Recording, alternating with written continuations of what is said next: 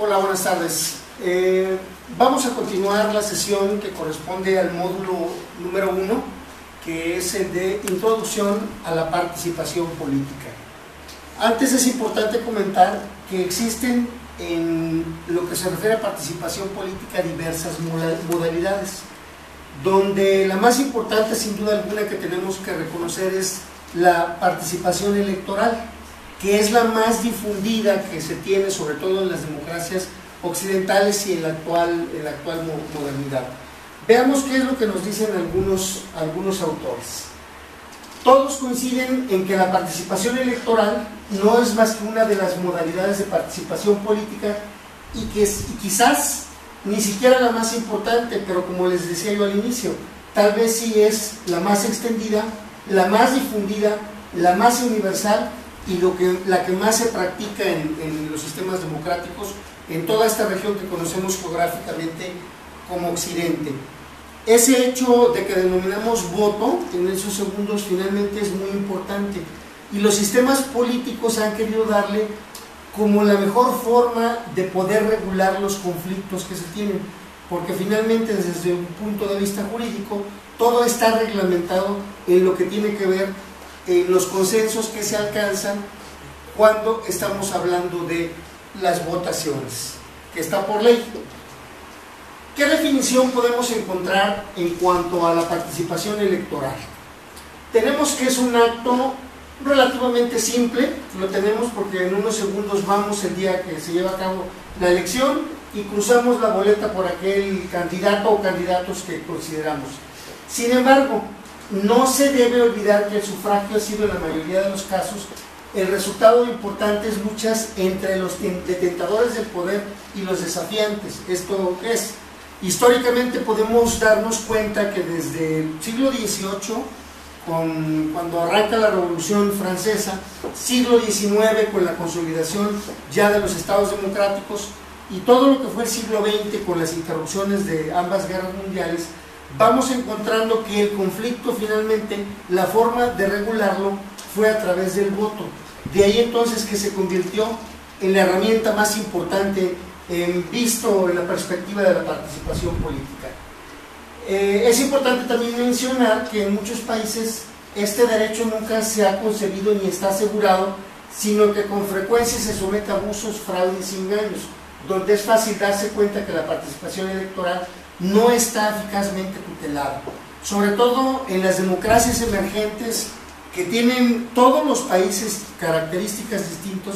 Vamos a encontrar que esa vieja concepción que existía en el sentido de que un ciudadano es aquel que ejerce sus derechos, sus libertades, que está informado, que lee periódicos, etc., vamos a encontrar que realmente se vuelve utópico, y sobre todo en las democracias emergentes o en lo denominado países en vías de desarrollo, porque los modelos políticos no tienen los soportes suficientes. De ahí entonces que no se garantiza igual el voto en los países desarrollados como en modelos políticos de países que no tienen todavía la madurez. Vamos a ver que también existen otro tipo de modalidades de participación política, es decir, lo que les decía al inicio, la que tiene que ver exclusivamente con la mención electoral. La participación electoral es la más extendida, pero no precisamente la única que existe. Vamos a encontrar, nos dice este autor, que existen otros ámbitos donde también se expresa la participación política, donde sobresalen sobre todo las organizaciones, grupos de interés y movimientos colectivos o movimientos sociales. Por antonomasia, en el contexto anglosajón, que es el que domina en todos los estudios empíricos de carácter académico, son en los partidos políticos y en los sindicatos, como en otro tipo de organizaciones donde se presentan, pero finalmente ese es el modelo más estudiado que se tiene también. Veamos brevemente algunos elementos que tienen que ver de cómo se da esta participación política en las organizaciones.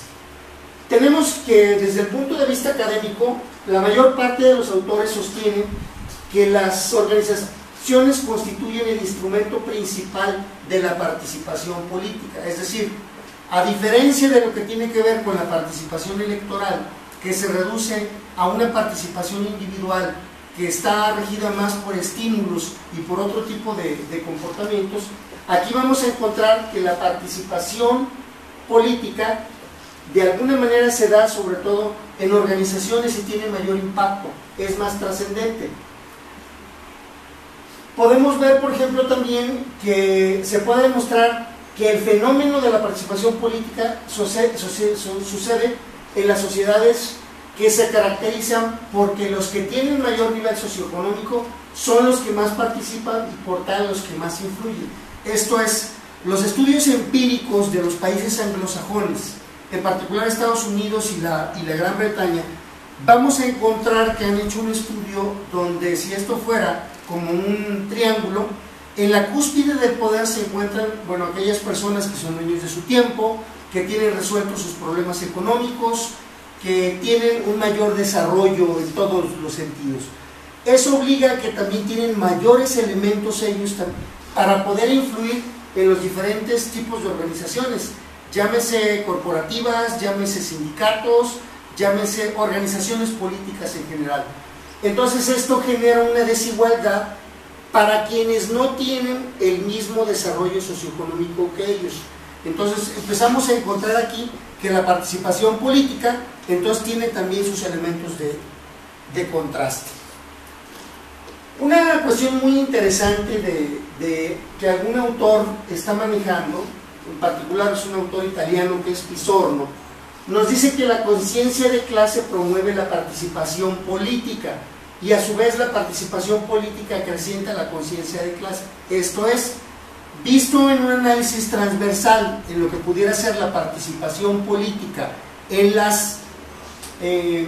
este caso las organizaciones, vamos a encontrar que cuando se aglutinan los diversos intereses no individuales, sino los intereses de carácter colectivo, vamos a encontrar que se puede despertar al compartir en los mismos fines comunes, que se da una conciencia de clase que promueve la misma participación política, es decir, ese colectivo se ayuda entre sí y se motiva, y a su vez esta participación política hace que sea creciente la conciencia de clase, que curiosamente pudiéramos pensar que es una perspectiva eminentemente marxista y nada que ver, es finalmente lo que se ha trabajado en los países anglosajones. Dentro de la serie de grupos y movimientos, digamos, que se han visto más desfavorecidos en los últimos tiempos, tienen que ver la participación política de las jóvenes y mujeres. No sería sino hasta después de la Segunda Guerra Mundial, cuando ya en la mayoría de los países se genera la votación para las mujeres, el sufragio efectivo. Basta recordar que en el caso de México, para no irnos muy lejos, fue hasta 1953 cuando se da esta medida. Entonces, todo ese sector de las mujeres que representan la mitad del mundo, prácticamente por llamarlo de alguna manera, encontramos que estaban relegadas, y a partir de las nuevas formas de participación, tanto los hombres como las mujeres como los jóvenes empiezan a encontrar nuevas expectativas que hacer. Es innegable que los intentos de cambio existen, y por tal la propensión a participar experimenta cambios de fondo, y también la tendencia a retirarse de la esfera política por parte de algunos sectores participantes tradicionales. El caso que viene más a la memoria es, por ejemplo, ahorita el de los jóvenes en el reciente proceso electoral que acabamos de vivir, el denominado movimiento Yo Soy 132. Vimos cómo existe una estructura horizontal donde, utilizando la tecnología de las redes sociales, prácticamente logran, sin conocerse, organizarse sin tener una estructura rígida como lo podría tener un partido u otro tipo de organización, y empiezan a trascender con un riesgo que se puede tener, que al calor, digamos, de la coyuntura electoral, había motivos para hacerse presente todo este movimiento de jóvenes. Ya en la coyuntura postelectoral vamos encontrando que están en un proceso de búsqueda de ese mecanismo, pero que tiene muchos riesgos, como ya se vivió en España con el movimiento de los indignados, o en Estados Unidos, en concreto en Nueva York, con el movimiento de los zombies. Entonces, pero son nuevas formas que se están buscando para poder hacer presencia en todo esto. ¿Cuáles son los comportamientos generales que se pueden definir o estructurar de una manera importante en la participación política? Algunos de estos que vamos a encontrar, que son estímulos finalmente, unos sobre todo de carácter individual. El primero, votar, que es finalmente un derecho que tenemos. Segundo, empezar una discusión política, esto es, teniendo los elementos suficientes de conocimiento y lo que pudiera tener, cualquier individuo puede en cualquier ámbito iniciar una discusión política o una búsqueda de consenso. Un tercero sería tratar de convencer a otro para que vote de una determinada manera o por un determinado candidato. Esto es la persuasión política. Una persona que está consciente del trabajo político que está realizando no se queda exclusivamente con el tipo de participación que puede tener como activista, sino que vamos viendo que también puede persuadir a la familia, a los vecinos, a los compañeros de trabajo, etc.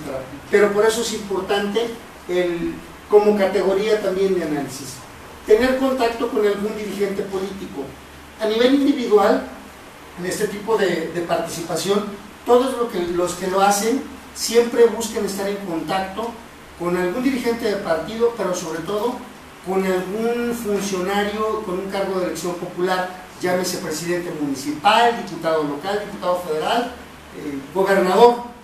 Finalmente es una muestra más o una forma más de poder hacer esa presencia política que se requiere.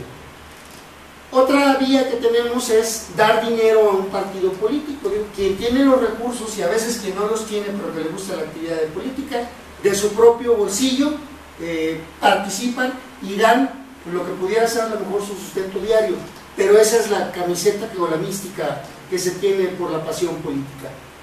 Participar en una campaña política regularmente se hace a nivel individual cuando buscamos una serie de intereses que todos los tenemos y que es muy legítimo hacerlo, y sobre todo si se tiene cercanía con quién es el candidato, pero es una situación motivante porque hay una expectativa de que algo se va a obtener, que puede ser un trabajo, alguna prebenda política o simplemente la particularidad de poder influir a través del amigo para poder cumplir ciertos fines.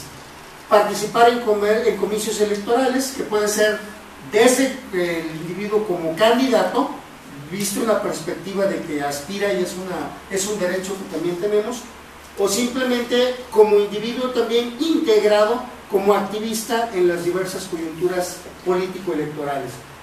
Participar en una manifestación, regularmente en una serie de conflictos por ambiente y en diversas circunstancias, siempre vamos a encontrar también que a nivel individual se puede participar, que tiene consecuencias que no son vistas porque a veces se afectan los derechos de terceros, pero finalmente también es un elemento de participación política individual.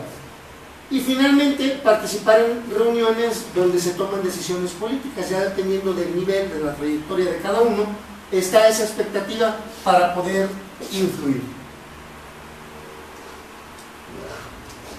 ¿Cuáles son el tipo de comportamientos no convencionales que también se presentan en la participación política individual? Pues vamos a encontrar 5 elementos que ahorita aquí tenemos citados.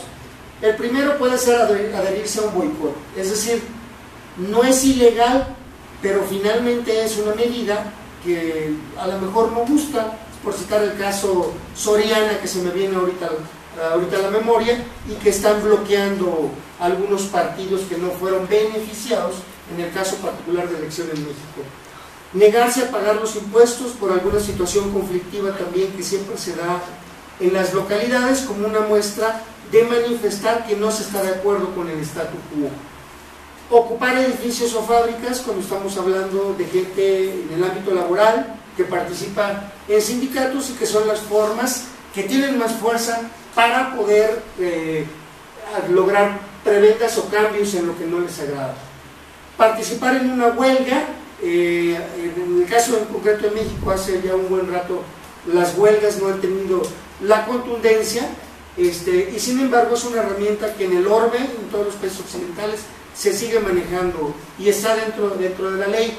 pero no es bien visto por la sociedad. Finalmente tendríamos bloquear el tráfico como una manifestación callejera, que puede ser lo más simple, pero que también tiene consecuencias desde el punto de vista jurídico y que no es del agrado de la mayoría de las personas que se ven afectadas. ¿Cómo encontramos entonces la racionalidad política de esta participación que se da? Bueno, aquí es importante en primera instancia, primero tener en cuenta cómo se da etimológicamente, bueno, de dónde viene la palabra participar, que viene del latín tardío, que quiere decir particione, que quiere decir tomar parte, estar dentro, tomando decisiones, etc. Y hay dos puntos de vista con los cuales se lleva a cabo el análisis de la participación política en este primer ámbito.